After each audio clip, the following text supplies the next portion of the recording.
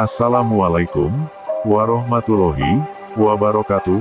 Puja dan puji syukur kehadirat Tuhan Yang Maha Esa, yang mana dalam kesempatan ini, kita masih diberi kesehatan yang tidak kekurangan sesuatu apapun.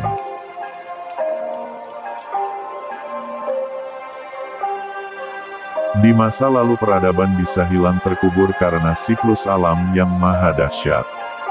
Gunung benar-benar meletus sehingga tak tampak lagi keagungan gunung itu sendiri.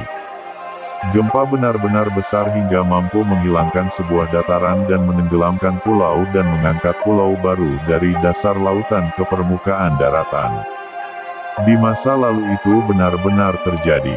Iklim berputar 180 derajat, zaman es dan bencana besar lainnya yang sudah tercatat dalam sejarah.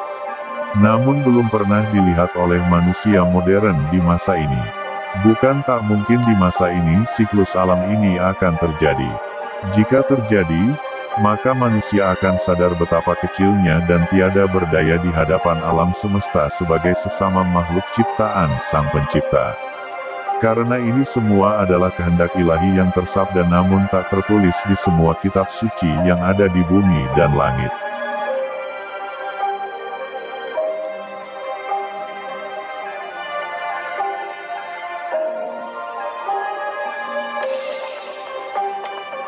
Sehingga ketika matahari dan bulan berseberangan maka akan terjadi tarik-menarik kekuatan dan akan membuat ledakan dahsyat di tata surya dan akan berpengaruh sampai ke bumi. Ledakan ini akan membuat getaran ke bumi sehingga semua makhluk merasakan getaran itu. Dan kekuatan dari daya tarik-menarik itu akan membuka portal baru menuju zaman baru. Akan tetapi tentunya pasti akan ada peristiwa yang harus dilewati untuk menuju gerbang zaman baru itu. Dan itu akan membuat bergetar hati manusia untuk kembali ke jalan Tuhan Yang Maha Kuasa. Seperti yang diramalkan Prabu Jayabaya bahwa, Dewa Wolungasta Manggalaning Ratu.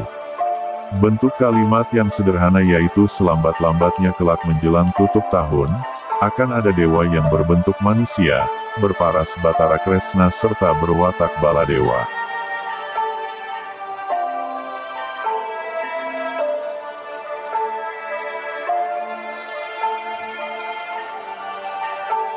Maka wahai para umat Nusantara, segeralah memperbaiki alam dan rawatlah alam lingkungan sekitarmu. Sebab apa yang kamu lakukan pada alam, maka akan berbalik kepadamu pula. Demikian pula, bergejolaknya alam diiringi dengan gejolak keributan manusia di mana-mana dengan ketidakadilan oleh pemerintah, jual beli hukum, penistaan agama, jual beli ayat kitab suci, kemanusiaan yang semakin berkurang, serta sejarah yang selama ini disembunyikan keasliannya. Semua akan terus menuju puncaknya, sampai pemerintah tak sanggup menangani segala permasalahan di negeri Nusantara. Sadarkah kita semua, itu semua sudah terjadi dan akan terus menuju puncak kemurkaan alam akibat perbuatan manusia. Karena hukum sebab akibat berjalan dan terus berjalan hari demi hari. Terus simak dan pantau peringatan dari kami supaya kita dapat meminimalisir korban dari setiap kejadian yang akan terjadi. Bukan maksud kami untuk mendahului Tuhan namun kami akan selalu memberi peringatan yang kami terima dari Tuhan melalui perantara seseorang yang tidak kami sebutkan.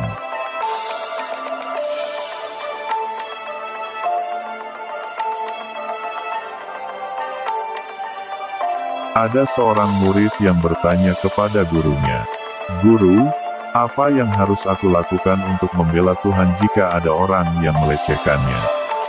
"Hei muridku, dirimu hanyalah makhluk kecil dibanding semesta raya yang tak terbatas ini. Dan Tuhan adalah penguasa seluruh semesta.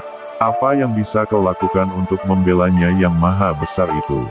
Ketahuilah muridku, jiwamu adalah percikan Tuhan yang memberi hidup pada semesta kecil, tubuh yang kau tempati. Maka cukuplah bagimu untuk membela Tuhan dalam dirimu saja. Jangan biarkan pikiran, kata-kata, sikap dan tindakanmu sendiri melecehkan dan menghina keberadaannya dalam dirimu. Saat dirimu menyakiti orang lain, dirimu bahkan sedang melecehkan Tuhan sebagai jiwa dalam diri orang itu.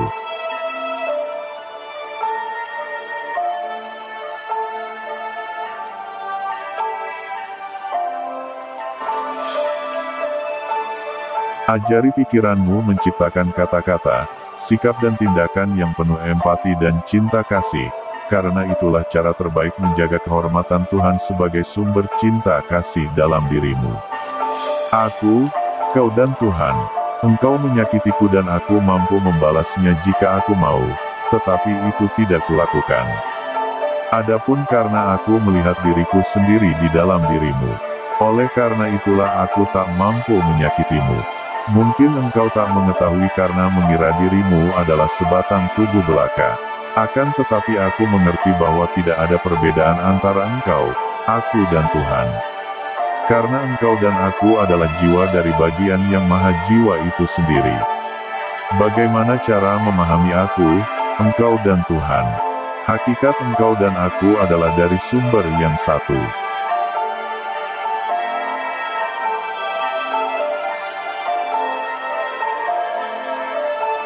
Yang mana sumber cahaya itu adalah dari matahari itu sendiri. Engkau dan aku adalah cahayanya, dan dialah yang mempunyai cahaya itu. Lalu apa perbedaannya antara engkau dan aku? Jawabannya tidak ada. Seperti itulah umpamanya agar engkau mengerti. Inilah hikmah kenapa setiap ajaran dalam agama menganjurkan kepada para penganutnya untuk saling baku peduli, baku sayang dan baku cinta. Bukan baku hantam, karena bila engkau menyakiti seseorang saja, maka engkau takkan pernah merasakan ketenangan yang sejati. Karena hakikatnya engkau telah menyakiti dirimu sendiri. Inilah pelajaran dari guru sejati, diri-diri yang tercerahkan. Terima kasih. Wassalamualaikum warahmatullahi wabarakatuh.